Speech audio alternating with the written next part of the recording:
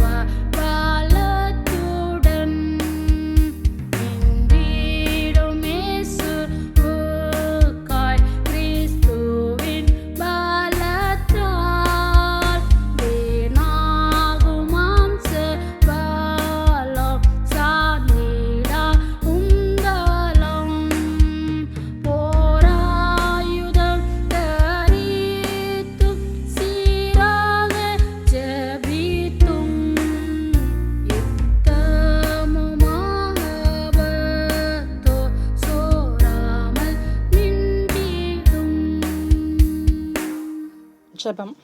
எங்களை நேசிக்கிற நல்ல தகப்பனே, அருமையான அந்த நேரத்திற்காக உமக்கு நன்றி செலுத்துகிறோம் அப்பா.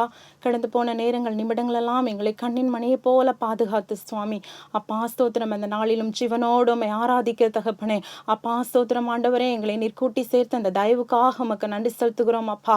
நீ நல்லவர் வல்லவர் அப்பா, நீ துதிக்கு பாத்திரர் ஆண்டவரே அப்பா ஸ்தோத்திரம். தகப்பனே, நாங்கள் உம்மை துதிக்கிறோம் சுவாமி அப்பா ஸ்தோத்திரம். சேரக்கூடாத ஒளியில் வாசம் பண்ணுகிறவரே, மனுஷரில் ஒருவரும் கண்டிராதவரும் காணக்கூடாதவருமான இறைவனே, தியானந்தமுள்ளவரே, ஏக சக்கராதிபதியை, விடிவெள்ளி நட்சத்திரமே, அல்பா ஒமேகாவே, நாங்கள் உம்மை துதிக்கிறோம் ஸ்தோத்திரிக்கிறோம் அப்பா.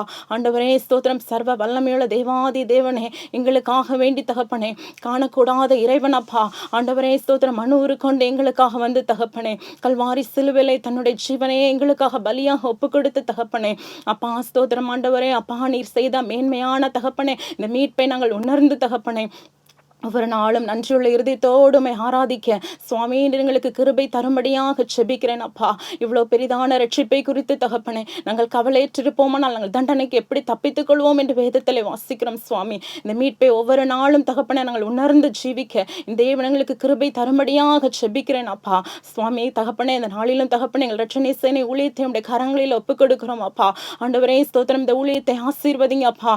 ஆண்டவரே ஸ்தோத்திரம். இதன் மூலமாக ஏறெடுக்கிற ஒவ்வொரு தகப்பனே அப்பா ஜெபங்களும் தகப்பனே அப்பா, அவர்கள் செய்கிற ஒவ்வொரு ஊழியங்களும் தகப்பனே அப்பா உம்முடைய நாம மகிமைப்பட தகப்பனே இந்த தேவன் கிருபையாய் தகப்பனே இந்த ஊழியத்தை ஆசீர்வதிக்கும்படியாக ஜெபிக்கிறேன் அப்பா. சபைக்காய் ஆண்டவரே, சபையில் இருக்கிற லோக்கல் உத்தியோகஸ்தர்களுக்காக நாங்கள் செபிக்கிறோம் தகப்பனே. மாகாண தலைவர்களுக்காக செபிக்கிறோம் தகப்பனே அப்பா ஸ்தோத்திரம். தகப்பனே, இந்த ஊழியம் வளர்ந்து பெருக தேவன் கிருபை தாங்கப்பா. ஆண்டவரே ஸ்தோத்திரம். இந்த ஊழியத்தின் மூலம் தகப்பனே அநேகர் ஆசீர்வதிக்கப்பட தகப்பனே அப்பா ஸ்தோத்திரம். தகப்பனே, இந்த ஊழியத்தின் மூலம் அநேகர் தகப்பனே ரட்சிக்கப்பட தேவன் கிருபை தாங்கப்பா. ஆண்டவரே, திறப்பில் நின்று செபிக்கிற ஒரு கூட்ட ஆத்துமாக்களை சுவாமி ஆண்டவரே இந்த ஊழியத்தில் நீர் எழுப்பி தரும்படியாக செபிக்கிறேன் அப்பா. ஆண்டவரே ஸ்தோத்திரம் ஸ்தோத்திரம் அப்பா. இந்த நாளிலும் தகப்பனே தேர்வு எழுதின ஆண்டவரே ஆண்டவரே அப்பா, பிள்ளைகளுக்காக நாங்கள் செபிக்கிறோம் சுவாமி. அப்பா ஸ்தோத்திரம், எழுதி கொண்டிருக்கிற பிள்ளைகளை நினைக்கிறேன் தகப்பனே. அப்பா ஸ்தோத்திரம், நல்ல ஞாபக சக்தியை கொடுங்கப்பா. அவர்கள் படித்த பாடங்கள் அவர்கள் மனதிலே தகப்பனே இருந்து தகப்பனே இந்த தேர்வை வெற்றியாய் எழுதி முடிக்க தேவன் கிருபை பாராட்டும்படியாக செபிக்கிறேன் அப்பா. ஆண்டவரே ஸ்தோத்திரம், ஆண்டவரே மேன் படிப்புக்காக தகப்பனை காத்திருக்கிற ஒவ்வொரு பிள்ளைகளுக்கும் தகப்பனே அப்பா ஸ்தோத்திரம், வாழ்க்கைக்கு தகப்பனை எதிர்காலத்திற்கு பிரயோஜனமான ஆண்டவரை படிப்பை ஆண்டவரே சுவாமி நேர்களுக்கு ஆண்டவர் வெளிப்படுத்தி கொடுக்கும்படியாக செபிக்கிறேன் அப்பா. பிரயோஜனமா இருக்கிறதை நான் உனக்கு போதித்து நீ நடக்க வேண்டிய வழியிலே உன்னை நடத்துகிறோம் தேவனாகிய கர்த்தர் நானே என்று நீர் வாக்கு கொடுத்திருக்கிறீர் சுவாமி. ஒவ்வொரு பிள்ளைகளுக்கும் பிரயோஜனமான படிப்பேன் தேவன் தகப்பனே அப்பா நீர் வெளிப்படுத்தி கொடுக்கும்படியாக செபிக்கிறேன் சுவாமி. இந்த நாளிலும் நடக்க இருக்கிற சட்டமன்ற தேர்தலை உடைய கரத்தில் ஒப்புக் கொடுக்கிறோம் சுவாமி. ஆண்டவரே ஸ்தோத்திரம், ஆண்டவரே அதிகாரத்திற்குட்பட்டவர்கள் தேவனால் நியமிக்கப்பட்டு இருக்கிறார் வேதத்திலே வாசிக்கிறோம் சுவாமி. அப்பா நீர் தேர்ந்தெடுக்கிற ஆண்டவரே நபர்கள் அப்பா, நீர் நியமிக்கிற நபர்கள் தகப்பனே ஆண்டவரே ஸ்தோத்திரம், ஆண்டவரே எங்கள் தேசத்திலே ஆட்சிக்கு வரட்டும் அப்பா. ஆண்டவரே ஒரு சமாதானமான ஆட்சி சூழ்நிலைகள் உருவாக்கட்டும் அப்பா. தேர்தல் சமயங்களிலே தகப்பனே எந்த ஒரு தகப்பனே சுவாமி ஆண்டவரே ஸ்தோத்திரம் அசம்பாவிதங்களும் நடக்காதபடிக்கு ஆண்டவரே சமாதானமான சூழ்நிலைகளை தேவன் ஏற்படுத்தி தரும்படியாக தகப்பனே அப்பா ஸ்தோத்திரம் கரத்திலே ஆண்டவரே இந்த நாட்களை நாங்கள் ஒப்பு கொடுத்து செபிக்கிறோம் ஐயா. ஆண்டவரே ஸ்தோத்திரம் நீரே நடத்துங்க அப்பா. தேசத்திற்காக நாங்கள் செபிக்கிறோம் ஆண்டவரே. தேசத்திலே அறியாத ஜனங்கள் ஆண்டவரே கோடான கோடி மக்கள் உண்டு அப்பா. ஆண்டவரே ஸ்தோத்திரம் மீட்பு அறியாத ஜனங்கள் உண்டு தகப்பனே. வழி விலகி போகிற ஜனங்கள் உண்டு தகப்பனே. அப்பா அவர்கள் எல்லாரும் ஏற்றுக்கொள்ளட்டும் அப்பா. உடைய வருகைக்கு ஆண்டவரே எல்லா ஜனங்களும் ஆயத்தப்படட்டும் சுவாமி.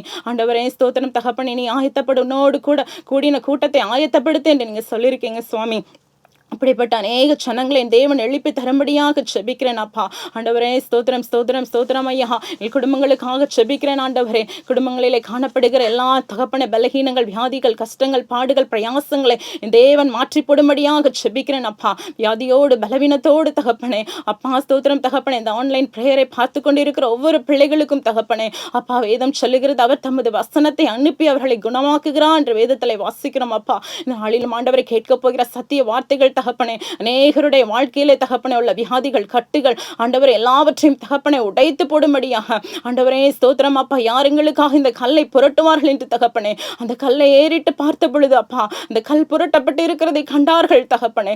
அதே போல அந்த நாளிலும் தகப்பனே வேதனையோடு வியாதியோடு இந்த பாரமான வாழ்க்கையில யாருங்களுக்கு இதை செய்வார்கள் என்று தகப்பனே அங்கலாய்ப்போடு ஆண்டவரே இந்த செய்தியை பார்க்கிற ஒவ்வொரு பிள்ளைகளுடைய வாழ்க்கையிலும் தகப்பனே அந்த கல்லை தேவனுடைய உயிர்த்தெழுதலின் வல்லமை தகப்பனே புரட்டி போடும்படியாக செபிக்கிறேன் அப்பா. ஒரு புதிய சந்தோஷத்தை ஒரு புதிய மீட்பை தகப்பனே ஆண்டவரே இந்த ஜெபத்தின் மூலமாக இந்த ஆண்டவரே ஆன்லைன் பிரேயர் மூலமாக இந்த தேவ செய்திகளின் மூலமாக தகப்பனே ஆண்டவரே மக்கள் கண்டுகொள்ள தேவன் கிருபை பாராட்டும்படியாக செபிக்கிறேன் ஆண்டவரே. வாலிபர்களை சந்திங்கப்பா.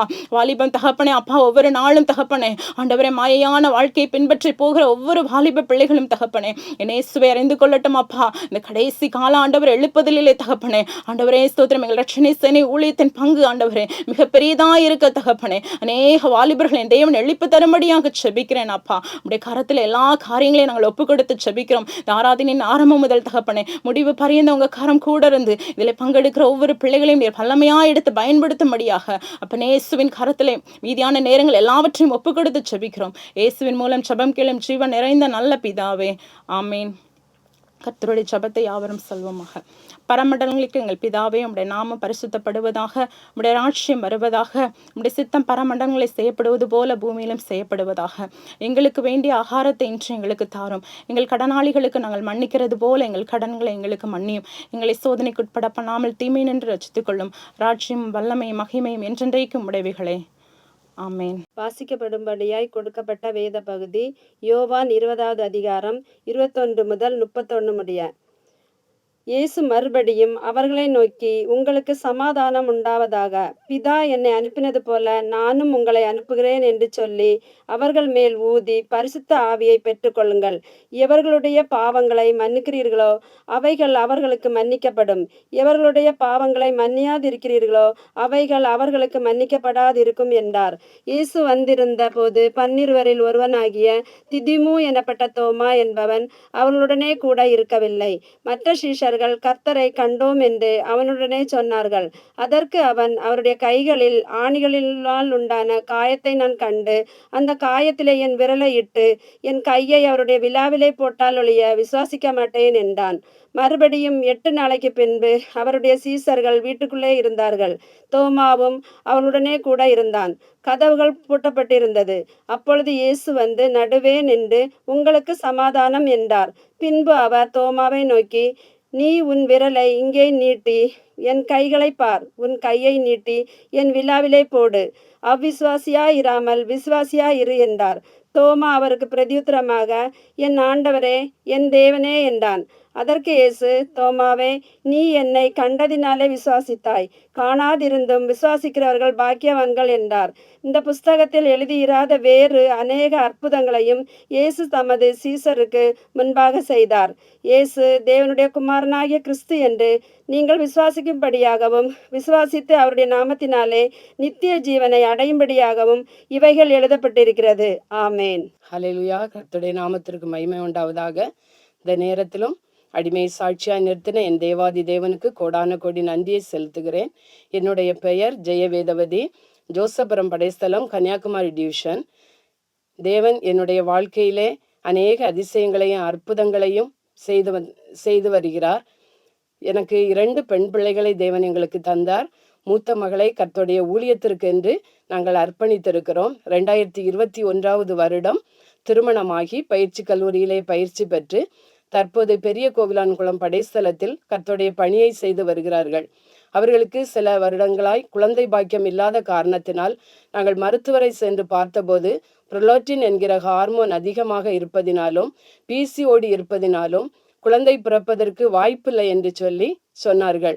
அப்போது அதற்காக ட்ரீட்மெண்ட் எடுக்க வேண்டும் என்று சொல்லி நாங்கள் மருத்துவரை அணுகின போது 6 மாதங்களுக்கு மேலாக மருந்து மாத்திரைகள் எடுத்தும் எந்த ஒரு பயனும் இல்லை. அப்போது என்னுடைய மகளும் மருமகனும் இணைந்து நாம் தேவனை விசுவாசிப்போம், கர்த்தருடைய ஊழியத்தை செய்கிற நமக்கு தேவன் நன்மை செய்வார் என்ற விசுவாசத்தோடு மருந்து மாத்திரைகள் எல்லாவற்றையும் எடுத்து தூர போட்டுவிட்டு தேவனை நோக்கி காத்திருந்தார்கள். அப்போது என்னுடைய மகள் கர்ப்பம் தரிக்கும்படியாய் தேவன் உதவி செய்தார். மருத்துவரை சென்று அணுகினது போது ஒவ்வொரு மாதமும் செக்கப்புக்கு போகும்போது அவர்கள் முதலாவதாக பிள்ளைக்கு மூளை வளர்ச்சி குறைவாக இருக்கிறது என்று சொன்னார்கள். அதன் பிறகு குழந்தைக்கு போகிறதான அந்த இரத்தம் அதிகமாக செல்வதனால் மகளுக்கு பிரஷர் அதிகமாகும் என்று சொல்லி ஒவ்வொரு தடவையும் ஒவ்வொரு பிரச்சனைகளை சொன்னார்கள். அப்போது நாங்கள் தேவனை நோக்கி முறையிட்டோம். எங்கள் ஆலயத்திலும் அவளுக்காக குழந்தை பாக்கியத்திற்காய் ஜெபித்த போதும் தேவன் அற்புதத்தை செய்தார். ஏற்ற காலத்திலே நவம்பர் 3ஆம் தேதி நல்ல ஒரு ஆண் குழந்தையை பெற்றெடுக்கிற பாக்கியத்தை என் தேவன் தந்தபடியினால் என் தேவனுக்கு கோடான கோடி நன்றியை செலுத்துகிறேன். 2வது மகள் பிஎஸ்சி நர்சிங் 4 வருட படிப்பையும் வெற்றியாய் முடித்து தற்போது ஒரு ஆஸ்பத்திரியிலே வேலை பார்த்து கொண்டிருக்கிறாள். எங்களுக்கு அற்புதம் செய்த தேவன் உங்களுக்கும் நிச்சயமாகவே தேவன் அற்புதம் செய்வார். நீங்களும் விசுவாசத்தோடு தேவனை நோக்கி காத்திருங்கள். தேவன் தாமே நம் ஒவ்வொருவரையும் ஆசீர்வதிப்பாராக. ஆமேன். ஹல்லேலூயா. கர்த்தருடைய பரிசுத்த நாமத்திற்கு மகிமை உண்டாவதாக. இந்த நாளிலும் கன்னியாகுமரி டிவிஷன் ஜோசப்புரம் படைஸ்தலம் இரட்சணிய சேனை தேவரூபம் நினைவு ஆலய வரலாறை உங்கள் முன் சமர்ப்பிக்கிறேன். இந்தியாவின் தமிழ்நாடு மாநிலத்தில் தென்கோடியில் அமைந்துள்ள கன்னியாகுமரி மாவட்டத்தில் வயல்கள், மலைகள், ஆறுகள், இயற்கை வளங்கள் நிறைந்த ஒரு பேரூராட்சி மயிலாடி ஆகும். இப்பகுதி மேற்கு மற்றும் கிழக்கு தொடர்ச்சி மலைகளால் சூழப்பட்டுள்ளது. தமிழ்நாட்டில் இரட்சணிய சேனை முதலில் தரிசனத்தோடு ஜெபித்து ஊழியம் ஆரம்பித்த மருத்துவாள் மலையிலிருந்து சுமார் 8 கிலோமீட்டர் தொலைவில் உள்ளது. இதன் மையப்பகுதியில் 19ஆம் நூற்றாண்டின் ஆரம்ப காலத்தில் திரு காலேப், திரு சுந்தரம் மற்றும் திரு ஜீவானந்தம் என்பவர்கள் இயேசு கிறிஸ்துவை சொந்த இரட்சகராக ஏற்றுக்கொண்டனர். குளக்கரையிலும் பனைவிளையிலும் வாழ்ந்து வந்த நமது ஜனங்கள் அப்பகுதியை சார்ந்த திரு ஜோசப் அவர்களிடமிருந்து நிலங்கள் வாங்கி வீடுகள் அமைத்து குடியிருந்ததால் அவர் நினைவாக அந்த இடத்திற்கு ஜோசப்புரம் என பெயரிட்டனர். சுமார் 1945ஆம் ஆண்டில் முன்னோர்கள் தேவனை ஆராதிக்க ஒரு ஆலயம் நிரந்தரமாக தேவை என்ற உயர்ந்த எண்ணத்தினால் கருங்கற்களாலும் சுண்ணாம்பினாலும் மண்ணாலும் ஓலை கூரைகளால் ஒரு சிறிய ஆலயம் எழுப்பப்பட்டது. அக்காலகட்டத்தில் இரட்சணிய சேனை சுவிசேஷம் அறிவித்த நாட்களில் முதலாக மேஜர் நத்தானியேல் மற்றும் அவரது துணைவியார் மேஜர் ஞானம்மாள் அவர்கள் 5 முறை சுமார் 15 ஆண்டு காலங்கள் ஜோசப்புரம் படைஸ்தலத்தில் ஊழியம் செய்துள்ளார்கள். மிகவும் அடிமைப்படுத்தப்பட்ட காலத்தில் சமுதாய புறக்கணிப்பின் சூழ்நிலையிலிருந்து ஜனங்களை தலைநிமிர செய்தது இரட்சணிய சேனையாகும். 1953ஆம் ஆண்டில் இறைமகனின் நற்செய்தியை போதிக்கும் வண்ணமாய் சகிப்புத்தன்மையுடனும் பல இன்னல்களை தாங்கியும் இரத்த துளிகளை வியர்வையாக சிந்தி இறைவனை அறியாத ஜனங்களுக்கு தேவ அன்பினை உணர்த்த ஆங்கிலேய துறை லெப்டினன்ட் கர்னல் தேவரூபம் ஐயா அவர்கள் இவ்விடத்தில் வந்து தேவ ஊழியம் செய்தார்கள். அவருடைய துணைவியார் பெயர் சாந்தப்பு.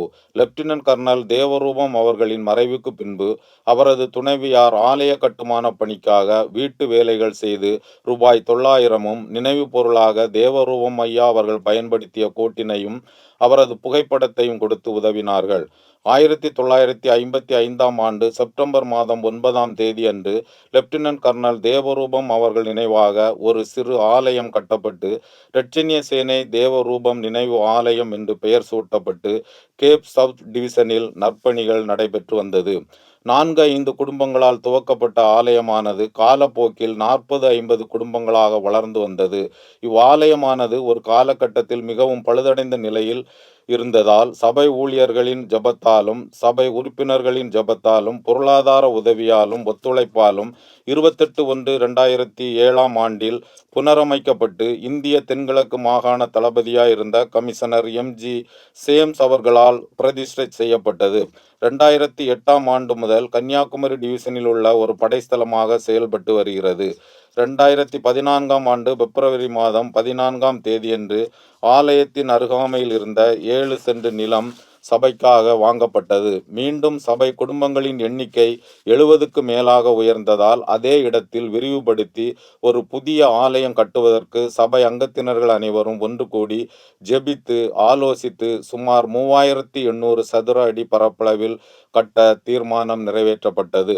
புதிய ஆலய கட்டுமான பணிக்காக இந்திய தென்கிழக்கு மாகாண தளபதி அவர்களின் பரிந்துரையின் பேரில் அமெரிக்க மத்திய மாகாணத்தின் உதவியாக ரூபாய் 5 லட்சமும் திருச்சபை குடும்பத்தினர்களின் உதாரத்துவமான காணிக்கைகளினாலும் மற்றும் உற்றார் உறவினர்கள் நண்பர்களின் நன்கொடைகளினாலும் சுமார் 1 கோடிக்கும் அதிகமான தொகையில் தேவ ஆசியுடன் இவ்வாலயம் கட்டப்பட்டு 2022ஆம் ஆண்டு பிப்ரவரி மாதம் 27ஆம் தேதியன்று தேவ கிருபையினாலும் இந்திய தென்கிழக்கு மாகாண தளபதி கமிஷனர் ஜான்குமார் தாசரி மற்றும் கமிஷனர் மணிகுமாரி தாசரி ஆகியோர்களின் தலைமையிலும் கன்னியாகுமரி டிவிஷனல் தளபதியாயிருந்த மேஜர் பி. அசோக் சுந்தர் அவர்கள் முன்னிலையிலும் புதிய ஆலய பிரதிஷ்டையானது சிறப்பாக நடைபெற்றது.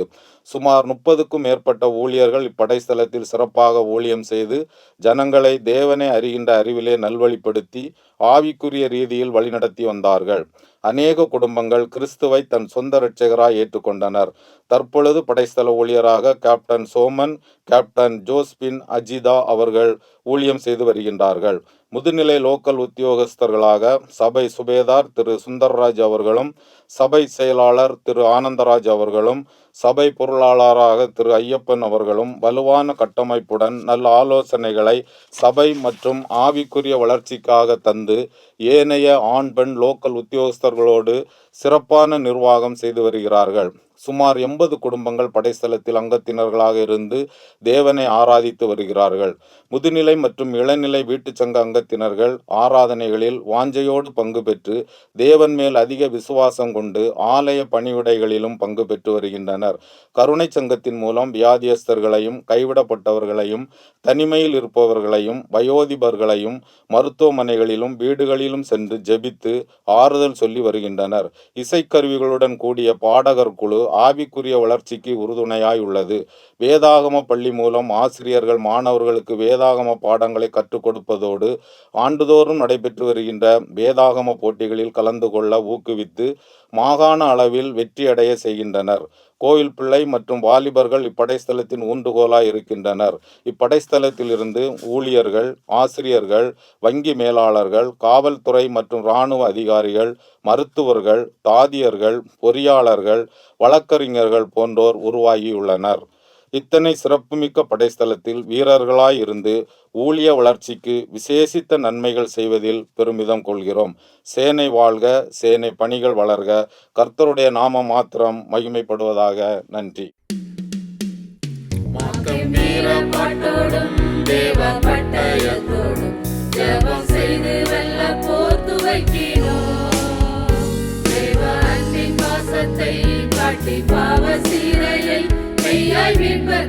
சேர்க்கவே வந்தோம்.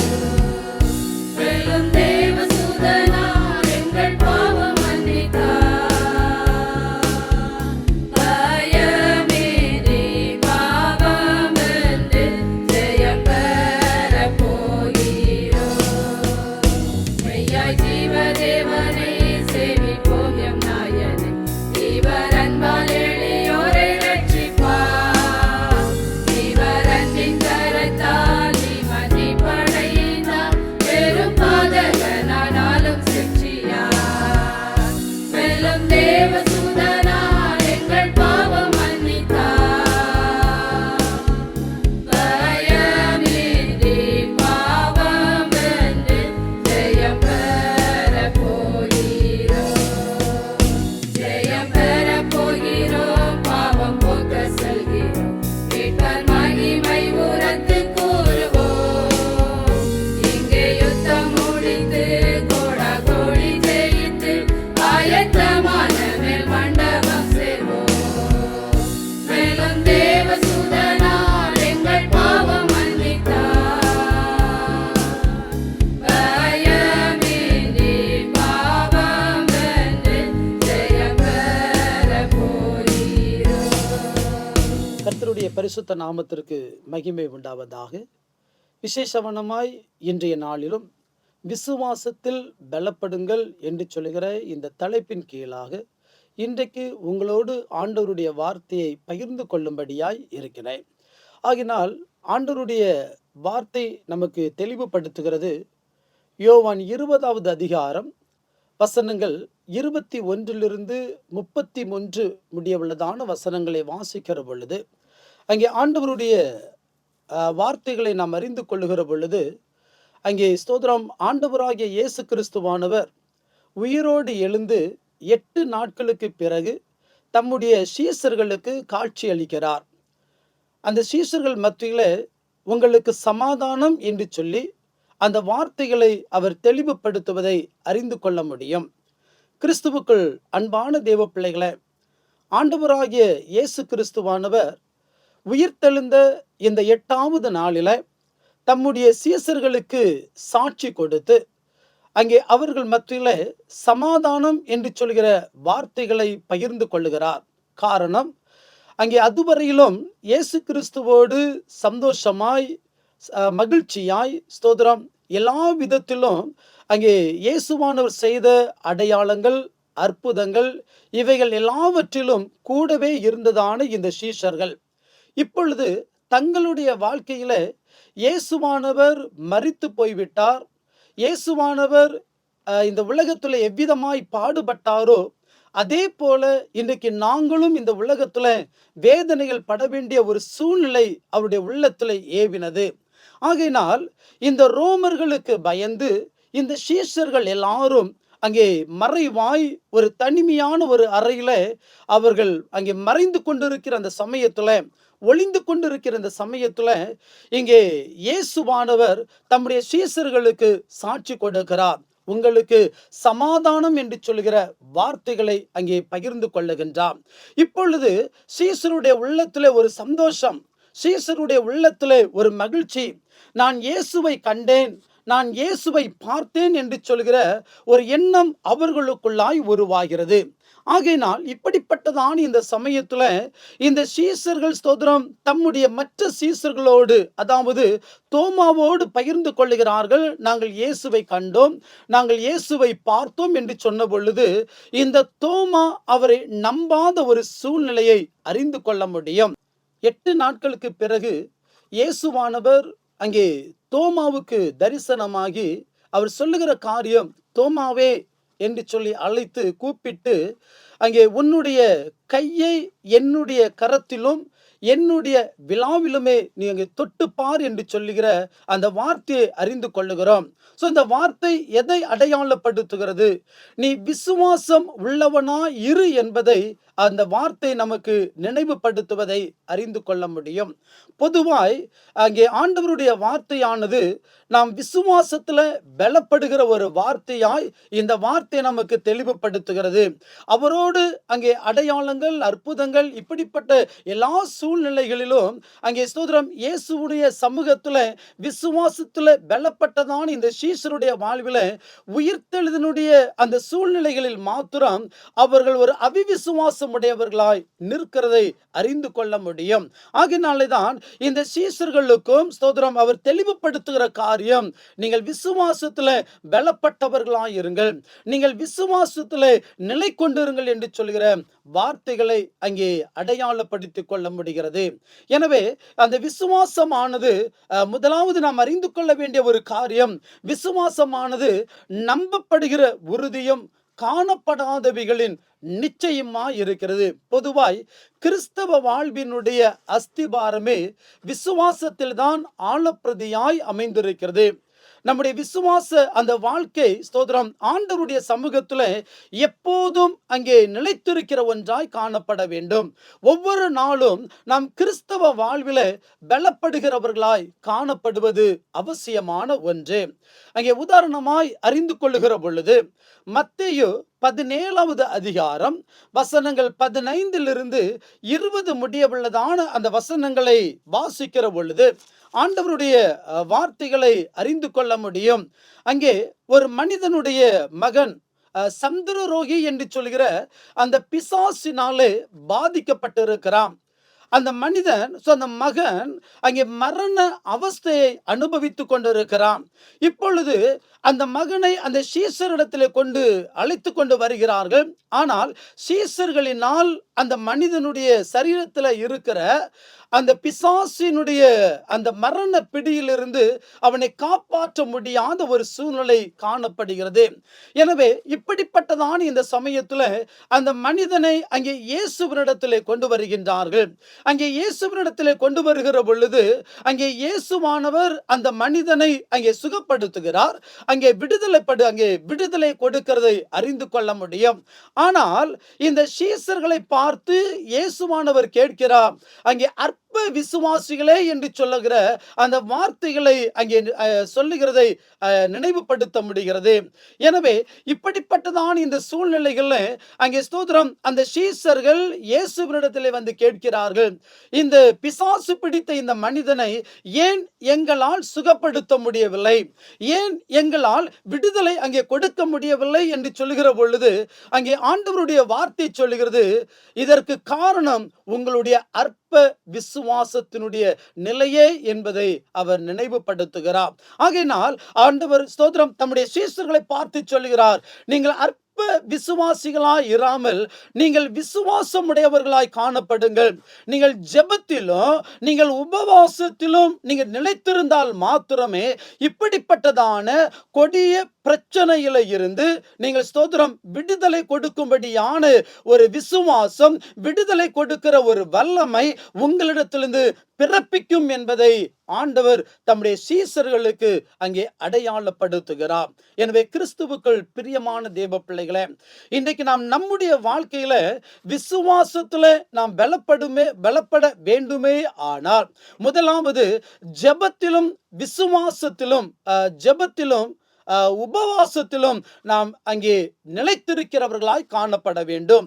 அங்கே ஜெபத்திலும் உபவாசத்திலும் நிலைத்திருந்தால் மாத்திரமே ஆண்டவருக்குள்ளாய் நாம் வைக்கிற அந்த விசுவாசத்துல நாம் பலப்பட முடியும். அப்படிப்பட்டதான அந்த விசுவாசத்துல நிலைத்திருக்கிற, விசுவாசத்துல பலப்படுகிற உன்னதமான ஆசீர்வாதங்களை கர்த்தர் நம்முடைய வாழ்வில் தருகிறார் என்பதில் எவ்வித சந்தேகமும் இல்லை.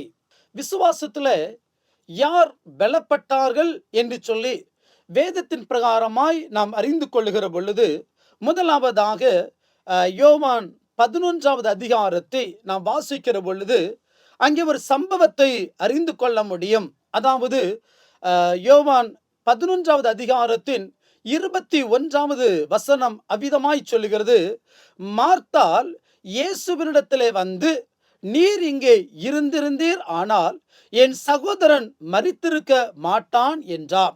பாருங்க, ஆண்டவருடைய வார்த்தை எவ்வளவு அழகா இங்கே சுட்டி காண்பிக்கப்பட்டிருக்கிறது. மார்த்தாள் இயேசு கிறிஸ்துவிடத்திலே கடந்து வந்து, நீர் இங்கே இருந்திருப்பேர் ஆனால் என் சகோதரன் மரித்திருக்க மாட்டான் என்கிற ஒரு விசுவாச வார்த்தை அங்கே அறிந்து கொள்ள முடியும். இங்கே மார்த்தாளுடைய விசுவாச வார்த்தை நமக்கு எவ்விதமான ஒரு ஆசீர்வாதத்தினுடைய வழியை கொடுக்கிறது. இன்னைக்கு இந்த மார்த்தாளுடைய விசுவாச வார்த்தையை நாம் நன்றாய் புரிந்து கொள்ள வேண்டும். பெத்தானியா கிராமத்தை சார்ந்த இந்த மரியாள், இந்த மார்த்தாள், அவருடைய சகோதரனாகிய லாசரு, இவர்கள் இந்த பெத்தானியாவினுடைய கிராமத்துல குடும்பமாய் வசித்து கொண்டிருக்கின்றார்கள். ஆண்டவர் மீது அதிகமான ஒரு அன்பு வைத்திருக்கிற குடும்பம், ஆண்டவர் மீது அதிகமாய் ஒரு பற்றுதல் வைத்திருக்கிற ஒரு குடும்பம், ஆண்டவர் மீது அதிகமாய் விசுவாசத்திலே நிலை கொண்டிருக்கிற ஒரு குடும்பம். இப்போ ஆண்டவராகிய இயேசுவானவர் எப்பொழுதெல்லாம் இந்த ஊழியத்தினுடைய பாதையில இந்த பெத்தானியா இந்த கிராமத்திற்கு வருகிறாரோ அப்பொழுதெல்லாம் இந்த லாசருவினுடைய குடும்பம் ஆண்டவராகிய இயேசு கிறிஸ்துவை பாதுகாக்கிற, ஒரு பராமரிக்கிற, ஊழியத்திற்கு என்று சொல்லி எல்லா விதத்திலும் முழு ஒத்துழைப்பை கொடுக்கிற ஒரு குடும்பமாய் இருந்தது. இப்பொழுது இந்த குடும்பத்தில் ஒரு சோகம், இந்த குடும்பத்தில் ஒரு வேதனை, இந்த குடும்பத்தில் நீங்கன்னா ஒரு துயரம் அங்கே காணப்படுகிறது. காரணம், இங்கே ஆண்டவராகிய இயேசு கிறிஸ்துவினிடத்துல அங்கே அன்பாய் இருந்த ஆண்டவர் அவனை ஒரு சிநேகிதனாய், ஒரு சகோதரனாய் பார்க்கிற இந்த லாசரு அங்கே மரணத்திற்கு ஏதுவாய் அங்கே வியாதிப்பட்டு இருக்கிறான். இந்த மரணத்திற்கு ஏதுவாய் வியாதிப்பட்டு கொண்டிருக்கிற பொழுது அவருடைய சகோதரிகளாய் இருக்கிற இந்த மரியாள், இந்த மார்த்தாள் இயேசுவினிடத்தில் ஆள் அனுப்புகின்றார்கள். இதோ நீர் பிரியப்படுகிற ஸ்தோத்திரம், உம்முடைய சகோதரன், நீர் விரும்புகிற இந்த சகோதரன் மரணத்திற்கு ஏதுவான வியாதி அவனை ஆட்கொண்டிருக்கிறது. நீர் கடந்து வந்து இந்த லாசருவை சுகப்படுத்த வேண்டும் என்று சொல்லி அவரிடத்தில் அங்கே ஆட்களை அனுப்புகின்றார்கள்.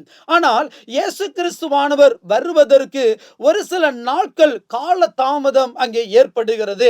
சோ இப்படிப்பட்டதான இந்த சமயத்துல ஸ்தோத்திரம், இயேசு கிறிஸ்துவானவர் வருவதற்கு கால தாமதம் ஏற்பட்டதான இந்த சமயத்துல இந்த லாசரு மரித்து போகிறான். இந்த லாசரு மரணத்தை சந்தித்தவனாய் இருக்கிறான். அங்கே இயேசுவானவர் அந்த கிராமத்துக்கு நேராய் கடந்து வருகிற பொழுது இந்த மார்த்தாளுடைய பதிலாய், மார்த்தாளுடைய கேள்வியாய் விதமாய் இருக்கிறது, நீர் இங்கே இருந்திருப்பீர் ஆனால் என்னுடைய சகோதரன் மரித்திருக்க மாட்டான். இப்பொழுது என்னுடைய சகோதரன் மரித்து அடக்கம் பண்ணப்பட்டு 4 நாட்கள் ஆகிற்றே என்று சொல்கிற அந்த வார்த்தைகளை அவள் அங்கே தெளிவுபடுத்துகிறார். அதற்கு இயேசுவானவர் ஸ்தோத்திரம் அங்கே யோவான் 11வது அதிகாரத்தினுடைய வசனங்கள் 25, 26 ஆகிய அந்த வசனங்களை வாசிக்கிற பொழுது ஆண்டவருடைய வார்த்தை சொல்லுகிறது, நானே உயிர்த்தெழுதலும் ஜீவனுமாய் இருக்கிறேன். என்னை விசுவாசிக்கிறவன் மரித்தாலும் பிழைப்பான் என்று சொல்கிற வார்த்தையை அந்த சகோதரிக்கு ஆண்டவர் நினைவுபடுத்துகிறார். இப்பொழுது அந்த மார்த்தாள் அங்கே சொல்லுகிற காரியம், ஆண்டவரே நான் விசுவாசிக்கிறேன் என்று அவள் சொல்லுகிற பொழுது ஆண்டவருடைய வார்த்தை சொல்லுகிறது, என்னை விசுவாசிக்கிறவன் மரித்தாலும் பிழைப்பான் என்கிற வார்த்தையை அங்கே நினைவுபடுத்தி அங்கே இயேசுவானவர் லாசரு அடக்கம் பண்ணப்பட்டதான அந்த கல்லறை நிலத்திற்கு கடந்து வந்து அந்த கல்லறையினுடைய வாசலில் நின்று அவர் சொல்லுகிறார், லாசருவே எழுந்து வா என்று சொன்ன பொழுது இந்த மரித்து அடக்கம் பண்ணப்பட்டு 4 நாட்களாய் ஆன இந்த லாசரு உயிரோடு அவன் எழுந்திருந்தான். ஹல்லேலூயா. ஆண்டவருடைய வார்த்தை எவ்வளவு அழகாய் நமக்கு நினைவுபடுத்துகிறது. ஆண்டவருடைய வார்த்தை எவ்விதமாய் நமக்கு ஸ்தோத்திரம் இன்னைக்கு நம்முடைய வாழ்க்கையில நாம் இங்கே ஆழமாய் அதை பிடித்துக் கொள்கிறோம் என்பதை சற்று நினைத்து பார்க்க வேண்டும். இந்த மரியாள், மார்த்தாள் ஆண்டவராகிய இயேசு கிறிஸ்துவை விசுவாசித்தவர்களாய் மாறினார்கள். அவருடைய விசுவாசத்துல தங்களுடைய வாழ்வை முழுவதுமாய் அர்ப்பணித்தார்கள். விசுவாசத்துல அவர்கள் பலப்பட்டவர்களாய் காணப்பட்டார்கள். ஆகினால்தான் மரித்த பிறகும் ஸ்தோத்திரம், அவருடைய ஜீவன்கள், அவருடைய சரீரங்கள் எல்லாம் மண்ணோடு மண்ணாய் மக்கி போகிற அந்த சூழ்நிலையிலும் அந்த விசுவாசம் அவர்களுடைய வாழ்வை உயிரடைய செய்தது. அந்த விசுவாசம் அவருடைய வாழ்விலே பலனடைய செய்தது. அந்த விசுவாசம் அவருடைய வாழ்க்கையிலே ஒரு மேன்மையும் ஒரு உயர்வையும் ஒரு ஆசீர்வாதத்தினுடைய வழிக்கும் அங்கே ஒரு தூண்டுகோலாய் அமைந்தது என்பதை நாம் அறிந்து கொள்ள முடியும். அது மாத்திரமல்ல, ஆண்டவருடைய அந்த அற்புதமான காரியத்தை கண்டதான ஏராளமான யூதர்கள், ஸ்தோத்திரம், அவர் லாசருவை உயிரோடு எழுப்பினதான அந்த செய்தியை கேட்ட பொழுது அதை நேருக்கு நேராய் கண்டதான இந்த யூதர்கள் அவருடைய வார்த்தையிலே விசுவாசத்திலே அநேகர் பலப்பட்டார்கள் என்பதாய் அறிந்து கொள்ள முடியும். எவ்வளவு அந்த விசுவாசத்துல நாம் எவ்வளவு பலப்படுகிற வார்த்தை என்பதை சற்று நாம் ஆராய்ந்து அறிந்து கொள்வது அவசியமான ஒன்று. இன்றைக்கு நம்முடைய வாழ்க்கையை சற்று நாம் சிந்தித்து பார்ப்பது அவசியமான ஒன்று. இன்றைக்கு நம்முடைய வாழ்க்கையில இன்றைக்கு அநேக சூழ்நிலைகளை விசுவாசத்துல பின்தங்கி போகிறவர்களாய் இருக்கலாம், விசுவாசத்திலே சோர்ந்து போகிறவர்களாய் இருக்கலாம், விசுவாசத்திலே நாம் நலிவுற்றவர்களாய் இருந்து கொண்டிருக்கலாம், விசுவாசத்திலே நாம் மரித்தவர்களாய் இருந்து கொண்டிருக்கலாம். இன்றைக்கு ஆண்டவர் நமக்கு உரைக்கிறதான ஒரு வார்த்தை, நானே உயிர்த்தெழுதலும் ஜீவனுமாய் இருக்கிறேன், என்னை விசுவாசிக்கிறவன் மரித்தாலும் பிழைப்பான் என்று சொல்கிற அந்த ஒரே வார்த்தையை நாம் உறுதியாய் பிடித்து கொள்ளுமே ஆனால் நிச்சயமாய் ஆண்டவர் நம்மை மேன்மைப்படுத்துவார். ஆண்டவர் நமக்கு ஒரு புதிய பலனையும் புதிய ஆசீர்வாதத்தையும் புதிய சத்துவத்தையும் தருவதற்கு அவர் ஆயத்தமுடையவராய் இருக்கிறார். எசேக்கியேல் ஆண்டவருடைய வார்த்தையை உரைத்த போது எத்தனையோ ஆண்டுகளுக்கு முன் மரித்த அங்கே சிதறி கிடக்கின்ற இந்த எலும்புகள் எல்லாம் உயிரடையுமா என்ற கேள்விக்கும் அங்கே விசுவாசிக்கிறவனுக்கு எல்லாம் கூடும் என்ற வசனத்தின் பிரகாரமாய் உலர்ந்த எலும்புகள் அங்கே அசைவு ஏற்பட்டது. உலர்ந்த எலும்புகளுக்குள்ளாய் ஒரு அசைவு ஏற்பட்டது. அந்த உலர்ந்த எலும்புகளுக்குள்ளாய் அல்லது சிதறுண்ட அந்த எலும்புகளுக்குள்ளாய் ஒரு இரைச்சல் உண்டாயிற்று. அந்த உலர்ந்த எலும்புகள் அங்கே ஒன்றோடு ஒன்று அங்கே இசைவு ஏற்பட்டு தன்னுடைய எலும்புகளோடு ஒன்றோடு ஒன்று அங்கே ஒட்டிக்கொள்வது என்பதாய், அந்த எலும்புகள் எல்லாம் ஒன்றோடு ஒன்று அங்கே சேர்ந்து கொள்கிறது என்பதாய் அறிந்து கொள்ள முடியும். எனவே மரித்து மக்கிப்போன எலும்புகள் ஒரு புதிய ஜீவனை பெற்றுக் கொள்ளுகிறது, நரம்புகள் உருவாகிறது, மாமிசங்கள் உருவாகிறது, உயிரடைந்த எலும்புகள் காலொன்றி மகா பெரிய திரளாய் நின்றது என்பதாக அறிந்து கொள்ள முடியும். கிறிஸ்துவுக்குள் அன்பான என் அன்பின் கர்த்தருடைய பிள்ளைகளே, இங்கே உயிரற்ற நிலைமையில இருக்கிறதான இந்த எலும்புகள், ஸ்தோத்திரம், அங்கே தீர்க்க தரிசனத்தினுடைய வார்த்தைகளை கேட்ட பொழுது அந்த வார்த்தைகள் ஒன்றோடு ஒன்று ஒரு புதிய ஜீவனையும் புதிய நம்பிக்கையை பெற்றுக்கொண்டது என்பதாய் நாம் இங்கே வேதத்தின் பிரகாரமாய் அறிந்து கொள்ள முடியும். இன்றைக்கும் இந்த வார்த்தைகளை கவனித்துக் கொண்டிருக்கிறதான என் அன்பின் கர்த்தருடைய பிள்ளைகளே, எங்கள் அன்பின் குடும்பத்தாரே, இன்றைக்கு நம்முடைய வாழ்க்கையை சற்று நாம் சிந்தித்து பார்ப்போம். இன்றைக்கு விசுவாசத்திலே குறைவுற்றவர்களாய், விசுவாசத்திலே பலன் குன்றினவர்களாய், விசுவாசத்திலே நலிவுற்ற ஒரு அனுபவமாய் இன்றைக்கு நம்முடைய வாழ்க்கை காணப்படலாம். யார் என்னை பலப்படுத்துவார்? யார் என்னை சக்திப்படுத்துவார்? யார் எனக்கு புதிய ஜீவனை தருவார்? யார் எனக்கு புதிய நம்பிக்கையை தருவார்? நான் எவ்விதமாய் விசுவாசத்துல பலப்பட முடியும் என்று சொல்கிற அந்த வார்த்தைகள் ஊடாய், ஸ்தோத்திரம், இன்றைக்கு நீங்கள் அந்த விசுவாசத்துல பலப்பட வேண்டும் என்று சொல்கிற ஒரு எண்ணங்களும் ஒரு உத்வேகமும் இன்றைக்கு இருக்குமே. ஆனால் இன்றைக்கு ஆண்டவர், ஸ்தோத்திரம், அந்த தோமாவினுடைய வாழ்வில எவ்விதமாய் நீ விசுவாசம் உள்ளவனாய் இரு என்று சொல்கிற அந்த வார்த்தைகளை உறுதிப்படுத்தினாரோ, அன்றைக்கு மார்த்தாள் மரியாள் என்பவருடைய வாழ்வில நீ விசுவாசத்திலே நிலைத்திரு என்று சொல்கிற அந்த வார்த்தைகளை குறித்து பறைசாற்றினாரோ, இந்த எசேக்கியேல் அந்த தீர்க்கதரிசியினிடத்துல அங்கே நலிவடைந்து காணப்பட்டிருக்கிற அந்த எலும்புகள் உம்முடைய வார்த்தைகளினால பலப்படும் என்று சொல்கிற அந்த விசுவாசத்தினுடைய வல்லமையை கொடுத்தாரோ, அதே போல இன்றைக்கு நம்முடைய வாழ்விலும் நாம் விசுவாசத்திலே குறைபற்ற அந்த நேரத்துல ஆண்டவருடைய சமூகத்துல ஸ்தோத்திரம், ஆண்டவர் நமக்கு தருகிற வார்த்தை என்னவென்று சொன்னால், விசுவாசத்துல நீங்கள் பலப்படுங்கள், நீ அங்கே விசுவாசமுள்ள அந்த சந்ததியாராய் நீங்கள் காணப்படுங்கள், நீங்கள் விசுவாசத்துல உறுதியாய் நீங்கள் இருங்கள் என்று சொல்கிற அந்த வார்த்தைகளை இன்றைக்கு நாம் நம்முடைய வாழ்வில அங்கே பின்பற்றி கொள்ளும்படியாய், அதை உறுதியாய் பிடித்து கொள்ளுகிறவர்களாய் நாம் மாறுவோம்.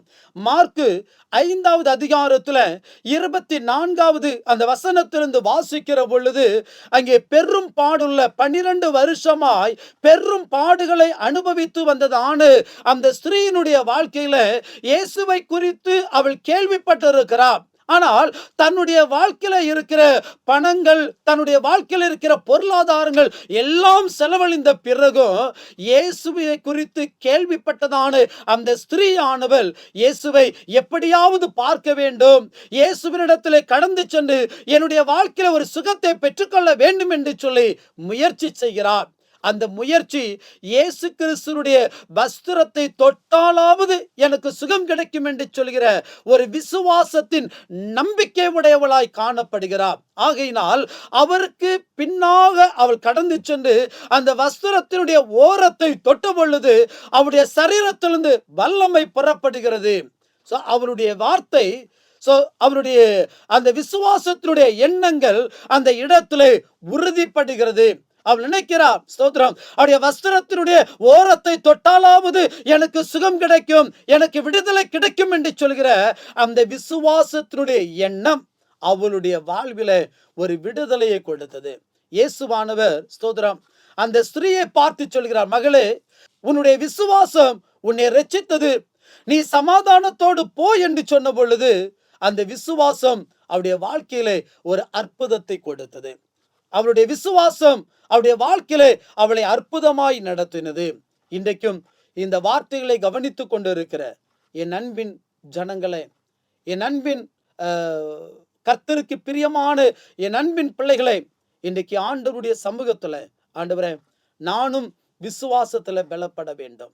நான் ஆண்டவருடைய வார்த்தைகளை உன்னிப்பாய் கேட்கிற, அவருடைய வார்த்தைகளை உன்னிப்பாய் கவனிக்கிற, அவருடைய வார்த்தைகளை உறுதியாய் பிடித்துக் கொள்கிற அந்த அனுபவத்தை என்னுடைய வாழ்க்கையில தாரும். நான் ஒருவேளை சோர்வுற்றவனாய் இருக்கலாம், நான் ஒருவேளை பலன் குன்றினவனாய் இருக்கலாம். ஆனால் இன்றைக்கு ஆண்டவருடைய சமூகத்தில் நிற்கிற நீங்களும் நானும், நான் விசுவாசத்திலே ஆழப்பிரதியாய் உம்மை நான் பின்பற்ற வேண்டுமே, இந்த விசுவாசத்திலே நான் இன்னும் ஆழமாய் உம்முடைய சமூகத்திலே அந்த விசுவாசத்திலே நான் வளர வேண்டுமே என்று சொல்லி ஆயத்தத்தோடு இருக்கிறீங்களா? இன்றைக்கு ஆண்டவர் உங்களுடைய வாழ்வை மாற்றும்படியாய் இருக்கிறார். உங்களுடைய வாழ்க்கையில என்னென்ன சூழ்நிலைகளில நீங்கள் பின்தக்கி இருக்கிறீர்களோ, என்னென்ன சூழ்நிலைகளை நீங்கள் நலிவடைந்த நிலைமையில நின்று கொண்டிருக்கிறீர்களோ, உங்களுக்கு ஆண்டவர் புதிய பலனை தருவதற்கு ஆயத்தமாய் இருக்கிறார். புதிய கிருபைகளை தருவதற்கு ஆயத்தமாய் இருக்கிறார். புதிய சத்துவத்தை தருவதற்கு ஆயத்தமாய் இருக்கிறார். ஆகையினால் இன்றைக்கு ஆண்டவருடைய வார்த்தை சொல்லுது, நானே உயிர்த்தெழுதலும் ஜீவனுமாய் இருக்கிறேன், என்னை விசுவாசிக்கிறவன் மரித்தாலும் பிழைப்பான் என்று சொல்கிற இந்த வார்த்தையை உறுதியாய் பிடித்து கொள்வோம். ஆண்டவராகிய இயேசுவானவர் உயிர்த்தெழுந்த பின்பு அங்கே 8 நாட்களுக்கு பிறகு தோமாவுக்கு தரிசனமாகி, ஸ்தோத்திரம், தோமாவே, நீ விசுவாசம் உள்ளவனாய் இரு என்று சொல்லி அந்த வார்த்தையை இந்த தோமாவுக்கு முன்பதாய் அடையாளப்படுத்தினதை போல இன்றைக்கு ஆண்டவரே, நானும் விசுவாசம் உள்ளவனாய் இருக்கிறேன் என்பதுதான் அந்த வாழ்விலை உறுதியாய் பற்றி கொள்வோம். தோமாவுக்கு மாத்திரமல்ல, நம்முடைய வாழ்விலும் ஆண்டவர் நமக்கு அடையாளப்படுத்துகிற காரியம், அவரை நம்புகிற, அவரை சார்ந்திருக்கிற, அவர் மீது பற்றுதலாய் இருக்கிற ஒவ்வொருவரும் நாமும் நம்முடைய வாழ்வில விசுவாசத்துல பலப்படுவோம், விசுவாசத்துல தரித்திருப்போம், விசுவாசத்துல சார்ந்திருப்போம். தேவன் தாமே இந்த வார்த்தையின் மூலமாய் நம் அனைவரையும் அதிகமாய் ஆசீர்வாதமாய் கர்த்தர் நடத்துவாராக. ஆமென். எங்கள் கண்மலையும் மீட்பருமாயிருந்து எங்களை ஆசீர்வதித்து வருகிற எங்கள் அன்பின் பரலோக தகப்பனே, இந்த நல்ல நாளுக்காக உம்மை நாங்கள் துதிக்கிறோம், ஸ்தோத்தரிக்கிறோம், மகிமைப்படுத்துகிறோம் அப்பா. இந்த சந்தோஷமும் மனமகிழ்ச்சியுமான இந்த நல்ல நாளிலும் ஆண்டவரே உம்முடைய சமூகத்துல நாங்கள் கூடி வந்து உம்மை ஆராதித்து உம்மை மகிமைப்படுத்தும்படியான நல்ல சமயத்தை ஆண்டவர் எங்களுக்கு தந்திருக்கிறீர். உமக்கே நாங்கள் நன்றி செலுத்துகிறோம் அப்பா. விசேஷவனமாய் ஸ்தோத்திரம். இந்த காணொளியின் மூலமாய் இந்த ஆராதனையில இணைந்து கொண்டிருக்கிற ஒவ்வொருவருக்காக நாங்கள் ஜெபிக்கிறோம். ஒவ்வொருவரையும் ஆண்டவர் ஆசீர்வதிக்கும்படியாய் ஜெபிக்கிறோம் அப்பா. ஆண்டவரே, இந்த ஆன்லைன் மூலமாய் ஸ்தோத்திரம் இன்னைக்கு இந்த பரிசுத்த ஆராதனை நடத்தும்படியாய் கர்த்தர் எங்களுக்கு கிருபை செய்திரே, அதற்காய் உமக்கு நாங்கள் நன்றி செலுத்துகிறோம் அப்பா. ஆண்டவரே ஸ்தோத்திரம் தகப்பனே, ஒவ்வொருவரையும் ஆண்டவர் அதிகமாய் ஆசீர்வதிக்கும்படியாய் ஜெபிக்கிறோம். ஒவ்வொருடைய வாழ்வையும் கர்த்தர் மேன்மைப்படுத்தும்படியாய் நாங்கள் ஜெபிக்கிறோம் அப்பா. ஆண்டவரே, அன்பு குழந்தைகளுக்காக நாங்கள் ஜெபிக்கிறோம். குழந்தைகளை ஆண்டவர் ஆசீர்வதிக்கும்படியாய் ஜெபிக்கிறோம். குழந்தைகளை கர்த்தர் ஆசீர்வதிக்கும்படியாய் ஆண்டவர் மேன்மைப்படுத்தும்படியாய் ஜெபிக்கிறோம் அப்பா. ஆண்டவரே, படிக்கிற பிள்ளைகளுக்காக ஜெபிக்கிறோம். படிக்கிற பிள்ளைகளை ஒவ்வொருவரையும் ஆண்டவர் ஆசீர்வதிக்கும்படியாய் ஜெபிக்கிறோம் அப்பா. விசேஷவனமாய் 10ஆம் வகுப்பு 12ஆம் வகுப்பு பொதுத் தேர்வு எழுதியிருக்கிற அன்பு பிள்ளைகளுக்காக நாங்கள் ஜெபிக்கிறோம் அப்பா. ஆண்டவரே, அன்பு பிள்ளைகள் ஸ்தோத்திரம் தகப்பனே, ஆண்டவரே தேர்தலுடைய ஆண்டவரே தேர்வினுடைய முடிவிற்காக ஆயத்தப்பட்டிருக்கிறார்கள். நினைப்பதற்கும் எண்ணுவதற்கு மேலான ஆண்டவரே ஆசீர்வாதங்களை பிள்ளைகளுடைய வாழ்விலே என் தேவன் கட்டளையிடும்படியாய் ஜெபிக்கிறோம். மேல் படிப்பிற்கு ஆயத்தப்படுகிற ஆண்டவரே பிள்ளைகளுடைய வாழ்விலே திறந்த வாசலை என் தேவன் கட்டளையிடும்படியாய் நாங்கள் ஜெபிக்கிறோம் அப்பா. ஆண்டவரே ஸ்தோத்திரம், படித்து முடித்து வேலைக்காய் எதிர்பார்த்து கொண்டிருக்கிற பிள்ளைகளுக்காக ஜெபிக்கிறோம். ஆண்டவரே, அன்பு பிள்ளைகளை ஆண்டவர் ஆசீர்வதிக்கும்படியாய் ஜெபிக்கிறோம். நல்ல வேலைகளை என் தேவன் வாய்க்க பண்ணும்படியாக நாங்கள் ஜெபிக்கிறோம். ஆண்டவரே ஸ்தோத்திரம் அப்பா. திருமணத்திற்கு ஆயத்தப்பட்டிருக்கிற பிள்ளைகளுக்காக ஜெபிக்கிறோம். ஆண்டவரே ஸ்தோத்திரம். ஆண்டவரே, கர்ப்பத்தின் கனியை சுமந்து நிற்கிற பிள்ளைகளுக்காக ஜெபிக்கிறோம். கர்ப்பத்தின் கனி தங்களுக்கு கிடைக்காதா என்று சொல்லி ஏங்கி நிற்கிற குடும்பங்களுக்காக நாங்கள் ஜெபிக்கிறோம் அப்பா.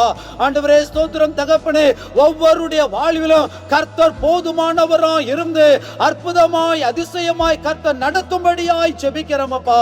குடும்பத்துல கடன் பாரத்தோடு இருக்கிற குடும்பங்களுக்காக ஜெபிக்கிறோம் ஆண்டவரே.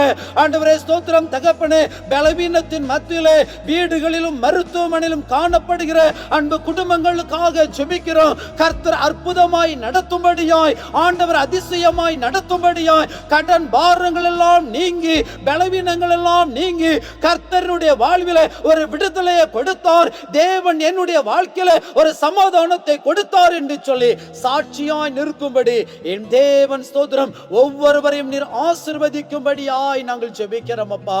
ஆண்டவரே ஸ்தோத்திரம் தகப்பனே, ஆண்டவரே தேசத்திலே நடைபெறும்படியாய் இருக்கிற இந்த தேர்தலுக்காக ஜெபிக்கிறோம். தேர்தலுடைய நாட்களை ஆண்டவர் எங்களுக்கு ஆசீர்வதித்து தரும்படியாய் ஜெபிக்கிறோம் அப்பா. ஆண்டவரே, உமக்கு பிரியமுள்ள ஒரு தலைவரை ஆண்டவரே தேசத்திலே நீர் எழுப்பும்படியாய் நாங்கள் ஜெபிக்கிறோம். தேசத்தினுடைய சமாதானத்திற்காக ஜெபிக்கிறோம் ஆண்டவரே. தேசத்தினுடைய சமாதானத்தில் என் தேவனுடைய கரம் கூடவே தங்கியிருக்கும்படியாய் ஜெபிக்கிறோம். உம்முடைய ஆசீர்வாதத்தினுடைய வல்லமையினால் ஆண்டவரே தேசங்கள் சமாதானம் பெற்று வாழும்படியாய் ஆண்டவர் கிருபை செய்யும்படியாய் ஜெபிக்கிறோம். இன்றைக்கும் ஆண்டவரே, என்னுடைய இரட்சணிய சேனைக்காக ஜெபிக்கிறோம். என்னுடைய இரட்சணிய சேனையினுடைய தலைவர்களுக்காக ஜெபிக்கிறோம். என்னுடைய இரட்சணிய சேனையினுடைய ஊழியத்திற்காக ஜெபிக்கிறோம் அப்பா. ஆண்டவரே ஸ்தோத்திரம். என்னுடைய இரட்சணிய சேனையினுடைய ஊழியங்கள் இன்னும் மேன்மைப்படவும் ஆண்டவரே விஸ்தாரப்படவும் ஆண்டவர் ஆசீர்வதிக்கும்படியாகவும் நாங்கள் ஜெபிக்கிறோம். ஆண்டவரே ஸ்தோத்திரம். இந்த நாளிலும் ஆண்டவரே, எங்களுடைய கன்னியாகுமரி டிவிஷன் ஆண்டவரே தேவ ரூபம் நினைவு பேராலயத்தின் சார்பாய் இன்னைக்கு இந்த ஆராதனை நடத்தும்படியாய் ஆண்டவர் கிருபை செய்தீரே. ஆண்டவரே, உமக்கு நாங்கள் நன்றி செலுத்துகிறோம் அப்பா.